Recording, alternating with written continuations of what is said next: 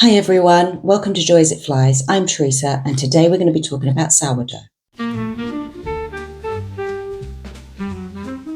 If you've been thinking about making sourdough but find the whole process seems a little daunting, you're not sure where to start, and it seems incredibly complicated, then hopefully this video will help you. I've been making sourdough for about 10 years, and about 2 years into my sourdough journey, I received a beautiful book as a present, and it was How to Make Sourdough Bread, beautiful glossy pictures, lovely recipes, and it completely shook my confidence because after reading through it, it seemed like I was doing everything wrong. And it stopped me baking for a little bit, and then I thought, well, hold on a second, I am making sourdough. No, it doesn't look exactly like the pictures. It's not got this beautiful scoring patterns on top, and I don't know all the right terminology. But I'm making sourdough bread. My family are enjoying it. It turns out really well. So I then continued making bread. And there are two ways in lots of things. There are two ways to do things: the by the book way, or to just go ahead and do it. I tend to be a bit more of the just go ahead and do it, dive in and learn from my mistakes. Not always the best way, but it is how I tend to do things. And if that's you, you can make sourdough bread. It doesn't have to be complicated. So first of all, sourdough. It's become so popular over the last few years and is very trendy, but it's been around forever. And it's the easiest way to make bread. It really is, even though it seems complicated because it's a couple of days process, and it's actually easier than making a yeasted loaf of bread because there's not really that much active baking time. It's more just you do something on one day, leave it alone, come back the next. Perfect. I love that sort of cooking. The first thing you need is to make a sourdough starter. Now, you can, if you know someone who already has a sourdough starter, see if they'll give you some, and all you need to do is then maintain that, which we'll talk about. Otherwise, all you need is a jar, flour, water, and measuring equipment. And the process is as simple as you measure flour, water into a jar, stir it up, leave it for about 12 to 24 hours. You then will put more flour and water in, that's called feeding the starter, and leave it again for another 12 to 24 hours.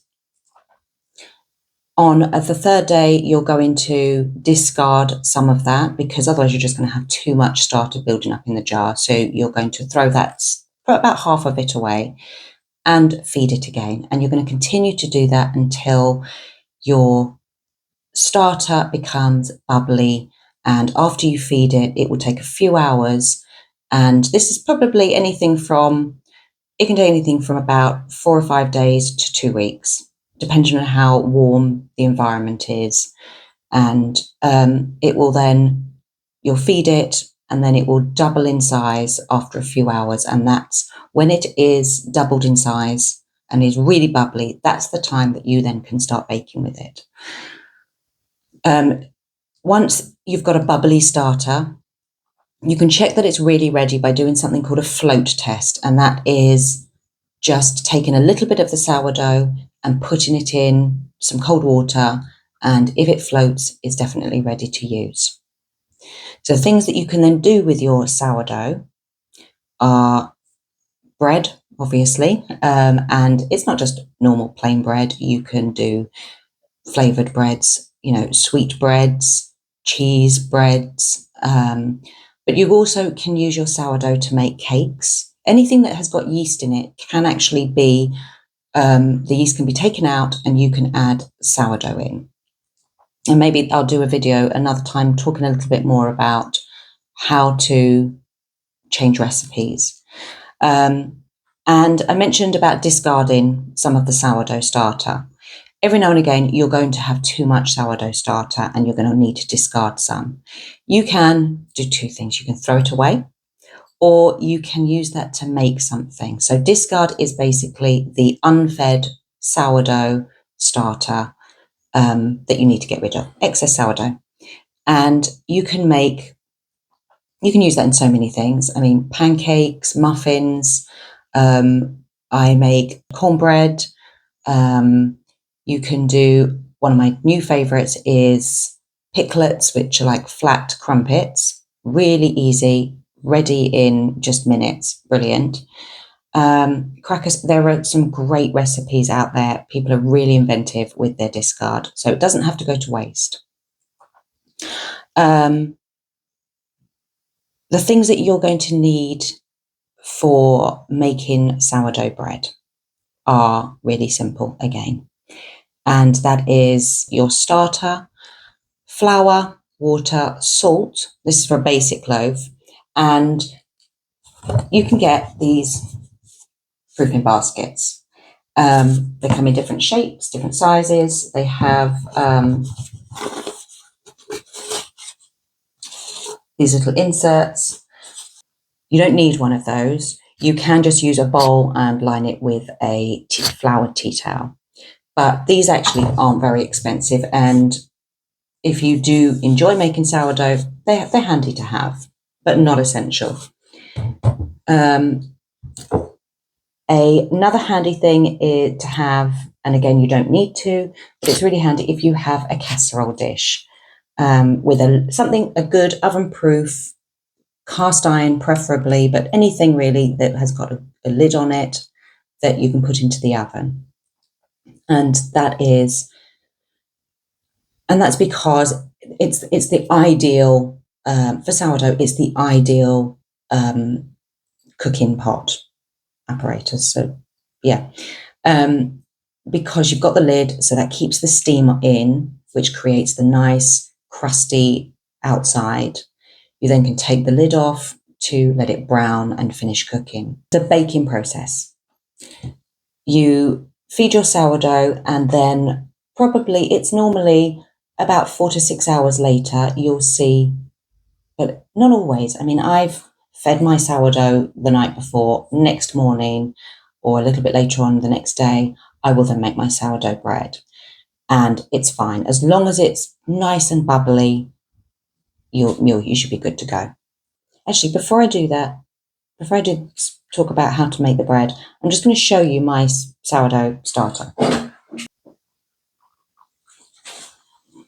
So this is my sourdough, and yes, the jars always look a bit like this.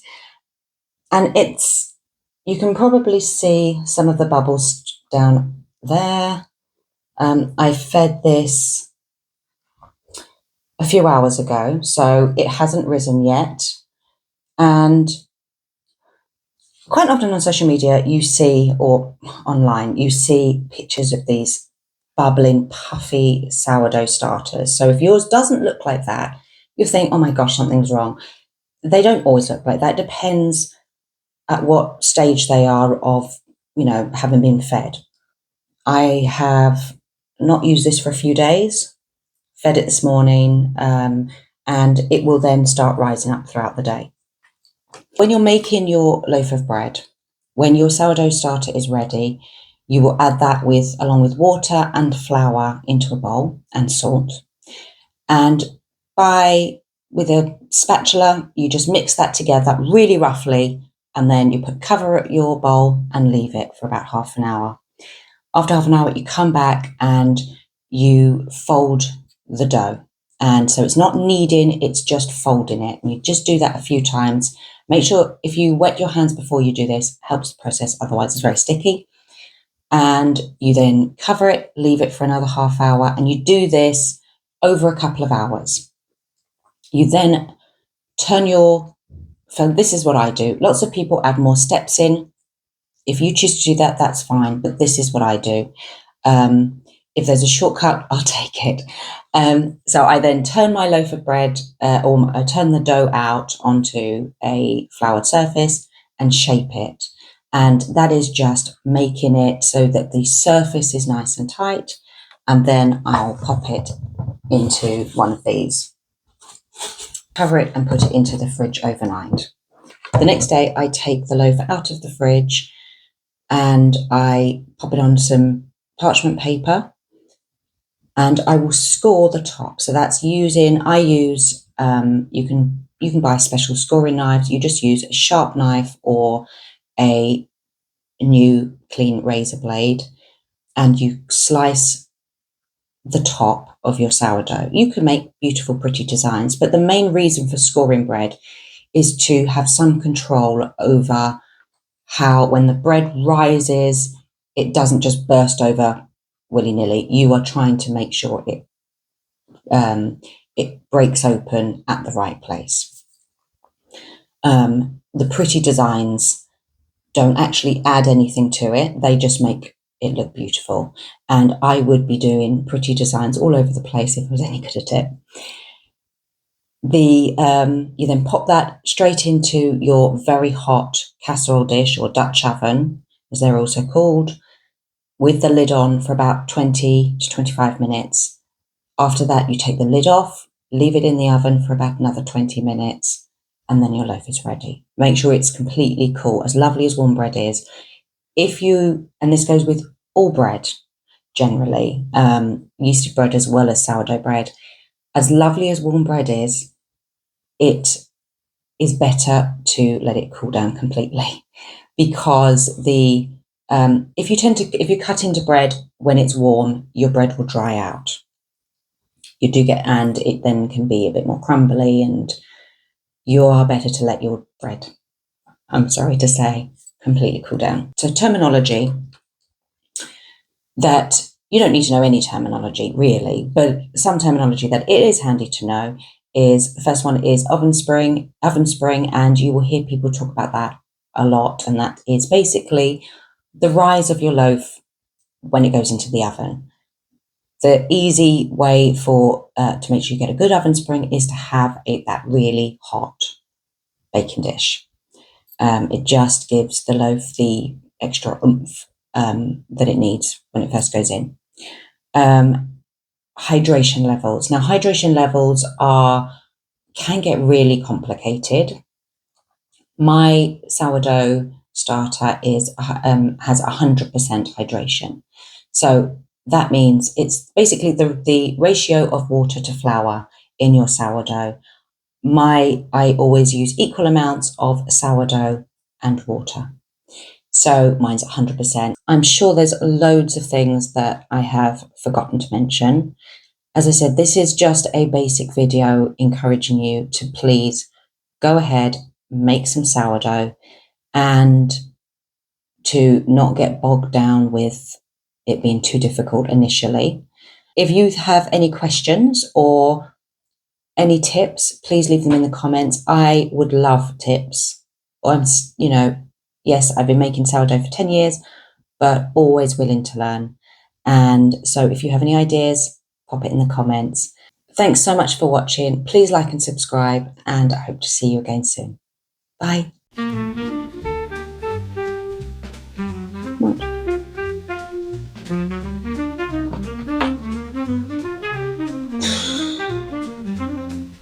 Sorry, cat. I didn't make it so